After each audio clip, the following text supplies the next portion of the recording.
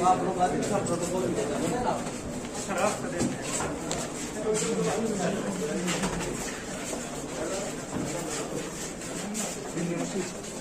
ख्याल करना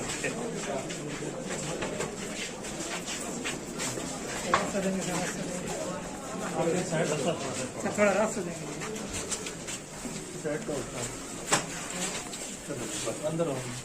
बिस्मिल्लाहिर्रहमानिर्रहीम। अस्सलाम वालेकुम नाज़रीन, मैं हूं साकिब बशीर। नाज़रीन, नूर मुकद्दम कत्ल केस से मुतल्लिक आज इस्लामाबाद कचहरी में तकरीबन 2.5 घंटे की बड़ी तफसीली आज जो है वो समाअत हुई है और मैं समझता हूं कि 20 जुलाई के बाद आज ये पहली समाअत थी जिसमें मुसलसल जो मरकज़ी मुलज़म है वो अदालत के सामने बोलता रहा है। बहुत सारे जो एतराफ़ी बयानात भी आप उसको कह सकते हैं। लीगल हैसियत क्या होगी ये तो आगे चल के हमें पता चलेगा, लेकिन अदालत के सामने बहुत कुछ उसने बोला है।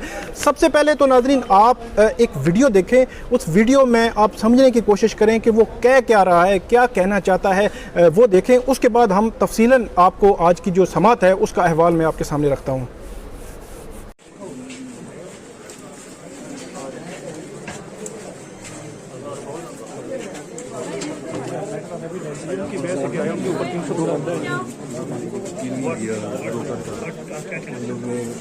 You haven't let me summon any witnesses, and I've been limited to any exposure outside of the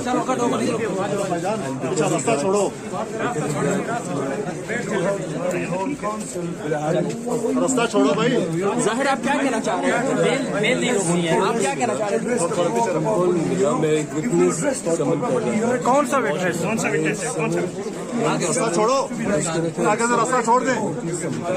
रास्ता छोड़िए, रास्ता छोड़ो भाई, रास्ता तो देना, बेल चलने दे। मैंने खुद वो निकाला, रास्ता दे दो।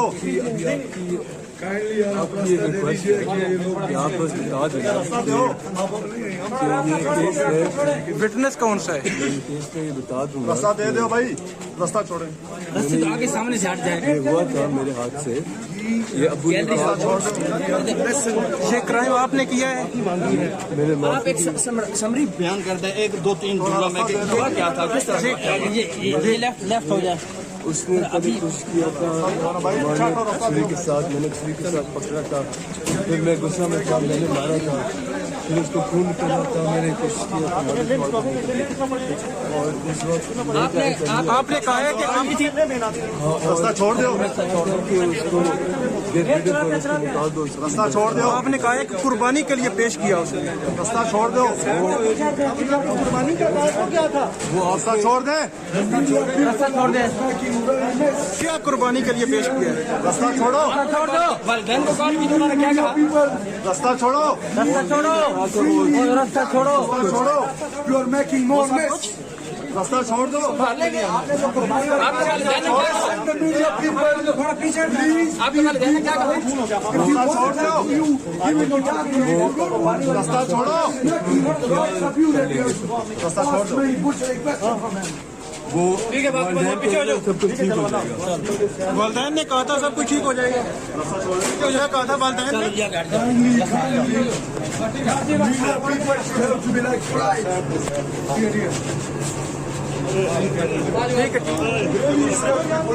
If someone don't want to give him the answer, they shouldn't have to be like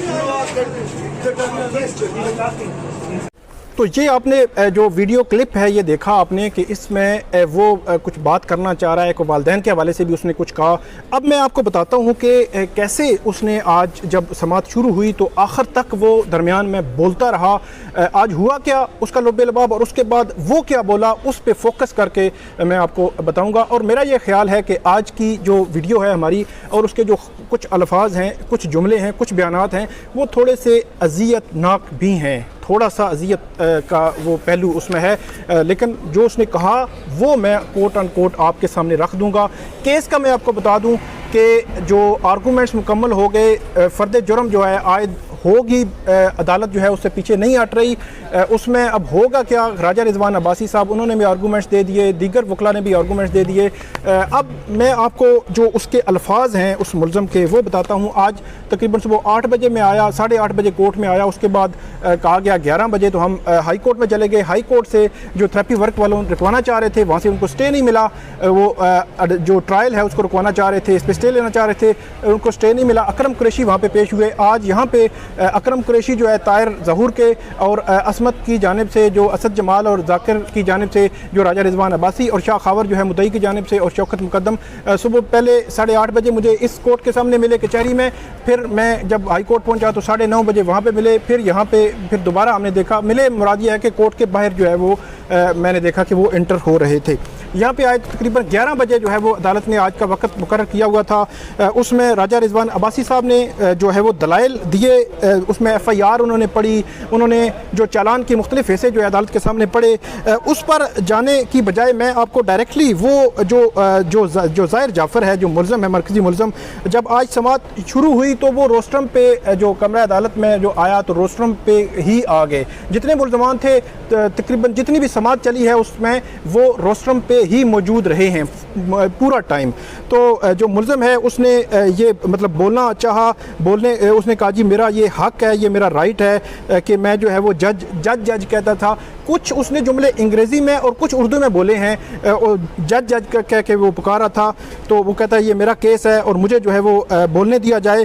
ताहम इस दौरान अदालत ने उसको कहा कि जो राजा रिजवान अब्बासी हैं उनको कहा कि आप अपने दलाइल जो है वो जारी, इस हवाले से अपने दलाइल जो है वो जारी रखें। इस दौरान अकरम कुरैशी भी अदालत के सामने बोले, शाह खावर ने भी अदालत के सामने बात की। ताहम जो मुलज़िम है उसने ये कहा कि मेरा घर, वो पीछे राइट साइड पे इशारा कर रहा था, वहाँ शायद थेरेपी वर्क के जो लोग उस वकूए वाले दिन इंटरव्यू हुए थे तो उसकी तरफ इशारा था कि मेरा घर इसने तोड़ा है, इनको कोई हक जो है वो नहीं पहुंचता था। और जो शख्स यहाँ पे खड़ा है उसकी तरफ उसने इशारा किया और ये कहा कि 265D मैंने पढ़ लिया है, ये कानूनी एक थी। तो क्योंकि शाह खावर साहब के साथ वो खड़ा था तो उनके जो उन्होंने किताब खोली हुई थी वो पढ़ रहा था। तो इसी तरह मैं बता दूं आपको कि मुलज़म ने आज वो वहाँ पे रोस्टम पे नीचे बैठ भी गया, रोना भी शुरू कर दिया। जो शौकत मुकद्दम हैं 2-3 दफ़ा उनकी तरफ मुखातब हुआ, माफ़ी भी मांगी, कोर्ट के सामने भी माफ़ी मांगी। अच्छा, आगे चलकर वो कहता है जी वो मेरी लड़की थी, वो जो है वो मेरे साथ प्यार में थी, उनके मेरे मामलात जो है वो मेरे मामलात में किसी को पढ़ने का हक़ नहीं है, ये कहा उसने। और दोबारा कहा कि वो ग्रिल जो है इन्होंने तोड़ी, जो खिड़की तोड़ कर जो थेरेपी वर्क के हवाले से बताया जाता है कि वो जो है वो वहाँ पे आए और उन्होंने आगे जो है वो सारा मामला किया। उसके बाद उसने ये कहा कि उसका जो जब पढ़ रहा था राजा रिजवान अब्बासी जो FIR पढ़ रहे थे तो FIR में जहाँ पे भी चीज़ें आती थी तो वो साथ साथ उस पर अपना कमेंट दे देता था। ख़ास तौर पर जो उसकी जानिब से जो कन्फेशनल स्टेटमेंट दी गई तो उसके हवाले से भी उसने कहा, जब राजा रिजवान अब्बासी साहब ने कहा कि वो ठीक नहीं है तो उसकी जानिब से ये कहा गया कि ये दुरुस्त है। अब दुरुस्त है से मुराद ये है कि वो क्या कह सकते हैं कि वो स्टेटमेंट के हवाले से कह रहा है या ये है कि कुछ और इशू की तरफ जो है वो बात करना चाह रहा था। उसके अलावा वो बार बार ये कह रहा था कि वो मेरी गर्ल थी, मेरे रिलेशन में थी, मेरे साथ रहती थी, फैमिलीज़ जो हैं वो मेरे साथ थी। इसके अलावा उसने ये कहा कि बाप पीछे खड़े थे तो उसकी तरफ इशारा करके कहा कि बाप को कहा कि सच बता क्यों नहीं देते। अब क्या सच है वो बताना चाह रहे हैं, वो अब वो जानता है कि क्या सच वो बताना चाह रहे हैं। उसके अलावा उसने कहा कि जो शरिया को वो जो है वो जानता है, इसी के साथ जो लोग उसके घर आए उन्होंने उसको घर को तोड़ा। और इसके अलावा उसने कहा कि वो जो उसने अपने हवाले से भी कहा कि वो भी फियर में था। अच्छा, इसमें ये भी उसने एक जगह कहा कि वो स्ट्रेस था, हमारे दरमियान जो है वो लड़ाई हुई, झगड़ा हुआ, स्ट्रेस था और वो भी एग्रेसिव जो है वो मकतूला जो हैं उनके हवाले से ये कहा कि वो एग्रेसिव थी। तो ये लड़ाई का जो है वो बार बार कहता रहा और तकरीबन पूरी प्रोसीडिंग में उसने अदालत को बार बार कहा, पीछे खड़े लोगों को भी कहा, पीछे उसकी कोई फैमिली के लोग थे उनको भी कहा, वालदा से भी कोई बात कर रहा था। तो इस दौरान वो कहता रहा कि मुझे मोबाइल फ़ोन पे एक कॉल करने की इजाज़त दी जाए क्योंकि मैं एक विटनेस लाना चाहता हूँ जो इस केस को मजबूत कर देगा। और कौन सा विटनेस है कौन सा नाम है हमने बाद में भी पूछा, लेकिन एग्जैक्टली उसने बताया नहीं। लेकिन वो बार बार कह रहा था, बाहर निकल के भी कह रहा था, मुख्तलिफ वहाँ पे लोगों को मौजूद थे उनको भी कह रहा था जी मुझे मोबाइल दें, मैं फ़ोन पे बात करूँगा और जो है वो विटनेस जो है वो लाना चाहता हूँ। ये उसने बात जो है वो उसके साथ की वहाँ पे। और उसके अलावा उसने कहा कि मैं भी खौफ में था और मैंने मदद के लिए मैंने भी कॉल की। अब ये कौन सी कॉल है जो उसने मदद के लिए की, किसको की, ये भी ज़ाहिर सी बात है इसमें अभी जो है वो आना बाकी है।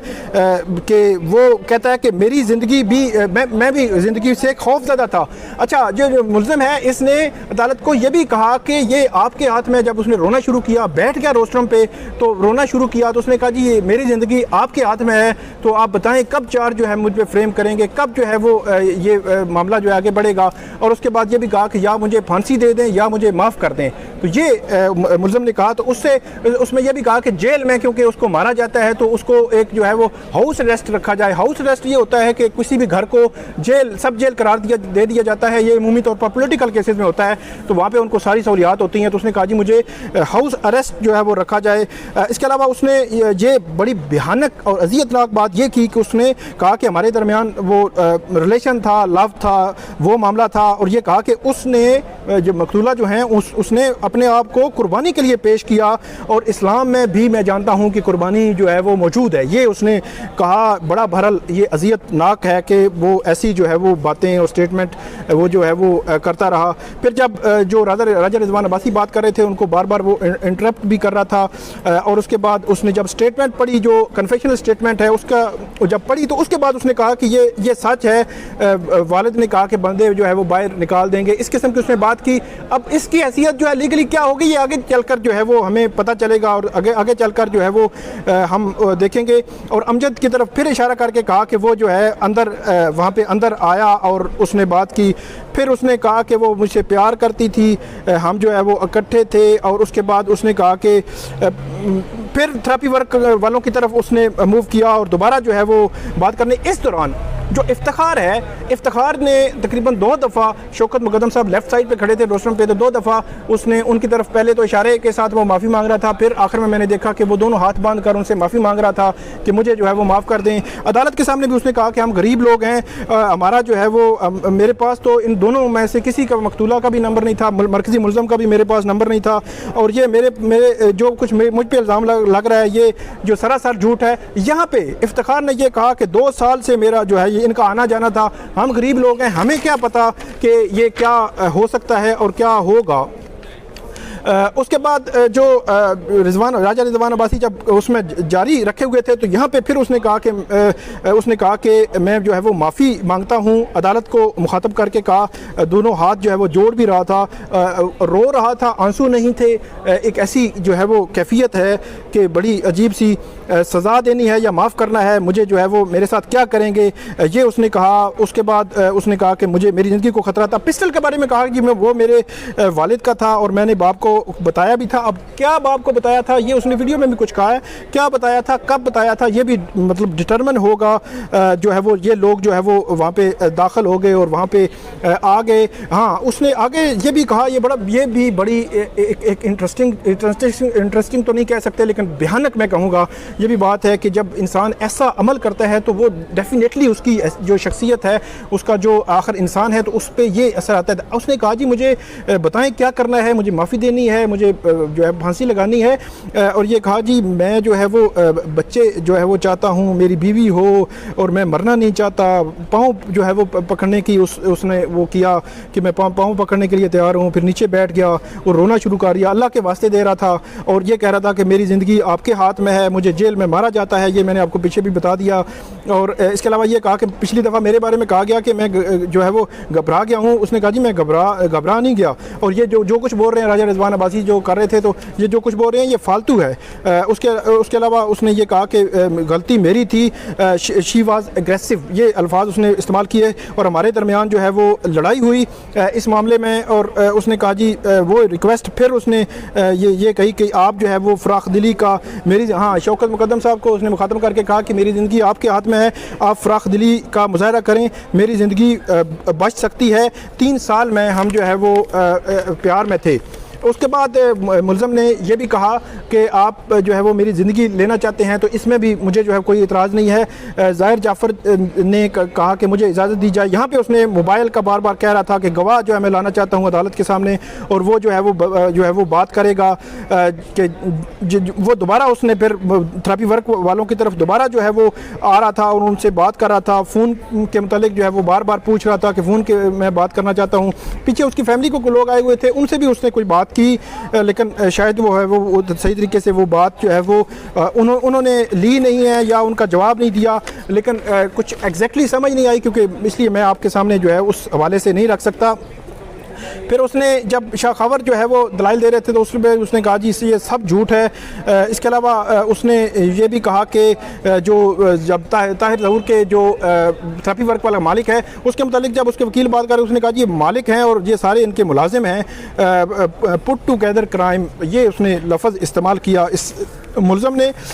उसके बाद ये सारा जो है सिनेरियो है नाज़रीन, और ख़ास तौर पर जो मुलज़म के अल्फाज थे, अब इसकी हैसियत क्या है, लीगल हैसियत क्या है, इसके अलावा से हवाले से शौकत मुकद्दम साहब ने कमरे अदालत में भी और कमरे अदालत के बाहर भी ये कैटेगोरिकली कहा कि बहुत सारे इल्ज़ामात उसने लगाए हैं वो सारे गलत हैं। उसमें जो है वो बिल्कुल गलत तरीके से उसने इल्ज़ामात लगाए हैं, उनकी कोई हैसियत नहीं है। कमरे अदालत के बाहर भी हम आए तो उन्होंने अपना जो है मौक़िफ़ दिया इसमें बाकायदा तौर पर कि इन इल्ज़ामात पे जो है वो बिल्कुल उसमें फैक्ट ठीक नहीं है, और कुछ चीज़ें जो है डेफिनेटली उसने जो की हैं उनके बारे में कहा जाता है ये ठीक है। अच्छा, अब ये है कि वो आप ये कहेंगे ड्रामा कर रहा था, वो पागल बन रहा था, वो ठीक बात कर रहा था, ये तीन सिनेरियो हैं। अब उसकी कुछ बातों को देखा जाए तो वो ड्रामा कर रहा था, कुछ बातों को देखा जाए तो वो टाइम गेन करने की एक पोजीशन था, कुछ बातों को देखा जाए तो वो कुछ बातें जो है वो लगता है कि सच्ची कर रहा था। लेकिन आपने ये जो है वो इसको तय करना है कि वो कर क्या रहा था एग्जैक्टली। कोर्ट जो है लीगल इसमें तय करेगी कि ये मामला बुनियादी तौर पर था क्या लीगल इसकी वैल्यू बनती है